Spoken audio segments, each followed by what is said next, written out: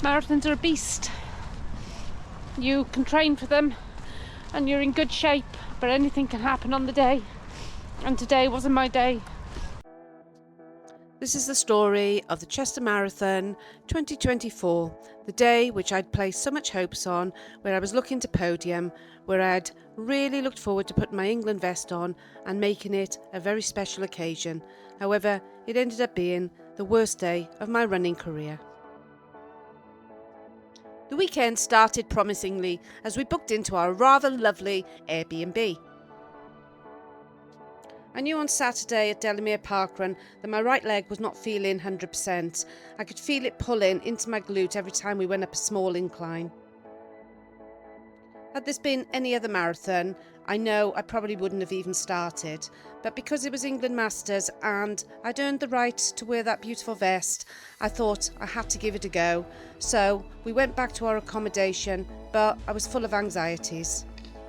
So here I am having a waffle.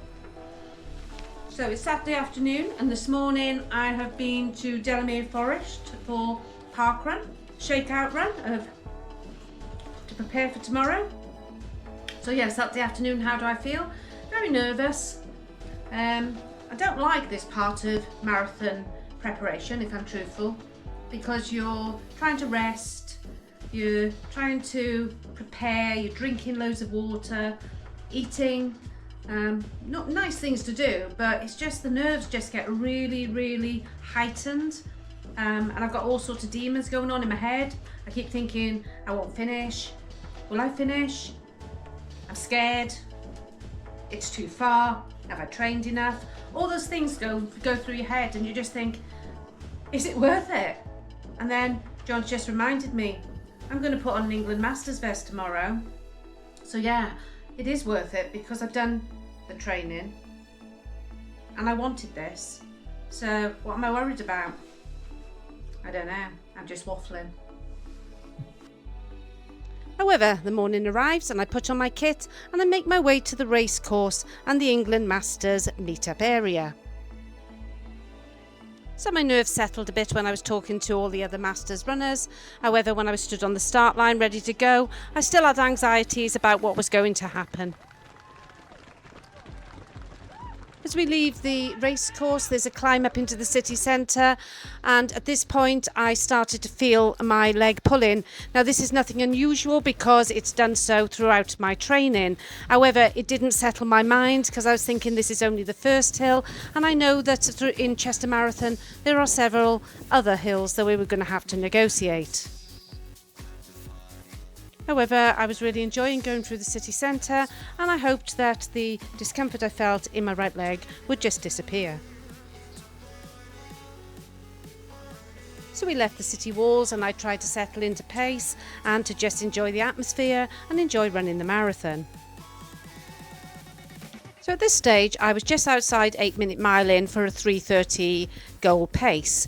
I was feeling quite relaxed in terms of the pace because my aim was, or my mantra was, run a training run to 20 miles and then race the last 10k. It was rather nice as well that people were actually saying hello to me at this point, people who watch the channel. So I hope you all had a good run because I didn't see you later on in the race. You all looked strong at that point and yeah, hope you had a really good run. Yeah, you got me. 10k. As you can see at this point, it was quite mucky on the roads. It was from the farm vehicles of this rural route. But then that's what you expect, isn't it, out in the countryside? I'm hoping for it. Okay. I've my PB's about 4:45, so Oh wow. so it'll be a big margin. It would be a big one, yeah. Good luck. We're all from Ireland. Are you? Yeah, here from Ireland. Me and my brother Pat All right, wow. from the west of Ireland. We come over. Oh, enjoy. Yeah, What time are you on for? Come for sub 3:30. 3:30. Yeah. Fantastic. Going for PB. My PB is 3:30. I'm trying to break it today. Amazing. Yeah. Good luck with that. Thanks, lad. Same to you. So you can see it was a really nice friendly atmosphere out on the course. So meanwhile, I'd cycled out on the course and positioned myself at this turnaround point at around the 9-mile mark. I was enjoying watching all the runners come through. Big sub 3 train here. In fact, they whooshed round so quickly that the turnaround point was temporarily destroyed, as we can see. If we look round now, they are really piling through in sub 7-minute miling. There we go, and the turnaround point was having to be rescued and re-erected. Hold on, Ashley. Hey, all right, mate.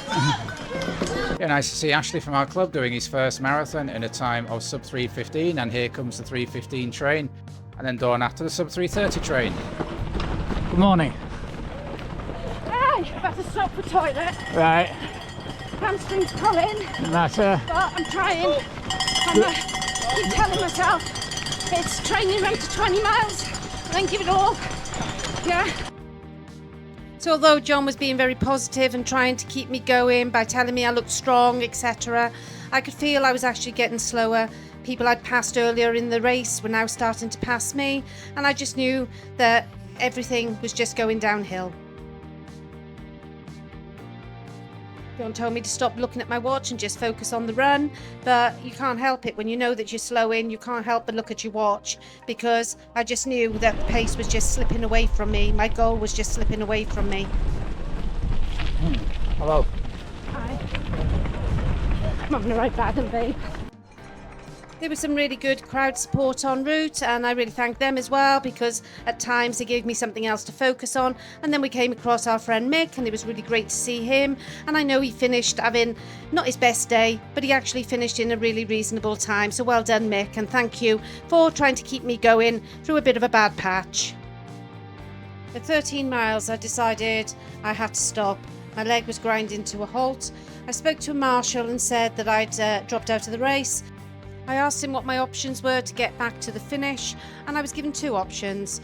I could go half a mile up the road and sit on a sweeper bus, which he said would be leaving in about 2.5 to 3 hours. And the second option was to make my own way back on foot, the latter being the quicker option to get back to our car. I then did a walk hobble back to Chester, which was 11 miles away. I've had an horrendous day. At the minute, I feel so emotional, I just don't even know what to say. I set out really wanting to do the best I could and finish as high up as I could, but it wasn't meant to be. So what went wrong?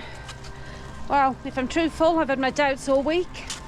Since I did the Redcar half marathon, I've had a really tight glute and hamstring. I went to see a friend who's a sports therapist, and she worked on it last week, so I thought it would be all right. Unfortunately, it wasn't okay. Yesterday, I was really doubting myself for all sorts of reasons, but mainly because deep down inside, I knew this was niggling away. Set off today, and I thought it'll warm up, it'll be okay. So I kept trying to push through it in the early stages and tried to enjoy wearing my best and being part of the England Masters team. But no matter how much I tried to push it to the back of my mind, it was there all the time. Even at 7 miles, I could feel like just a tightness up around my groin, into my glute and into my hamstring. And I saw John, I think, around about 10 miles. And I said to him, this isn't going good. And he said, don't worry, just keep going, everything will be fine.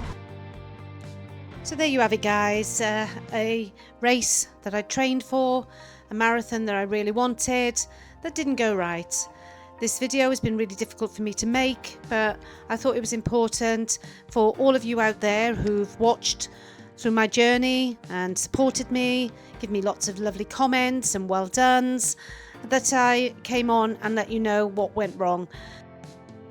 So I want to make it clear, I'm not injured. I have sciatica, which is a condition.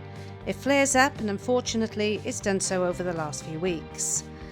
It's something I've had for years, and it comes and goes. Strangely today, the day after the marathon, it actually doesn't feel that bad. It feels better than it's done for weeks. Typical, eh? Maybe there's something in the psychology of worrying over something making it worse. And as I was quite anxious over it, I think maybe there is something in that. Anyways, thanks for watching. I'm down, but I'm not out, and I've given a lot of thought to where my running, especially marathon, goes from here. So if you're interested and you haven't subscribed already, please do so. And to those of you who have subscribed, keep on tuning in, And until next time, keep on keeping on. Keep on keeping on.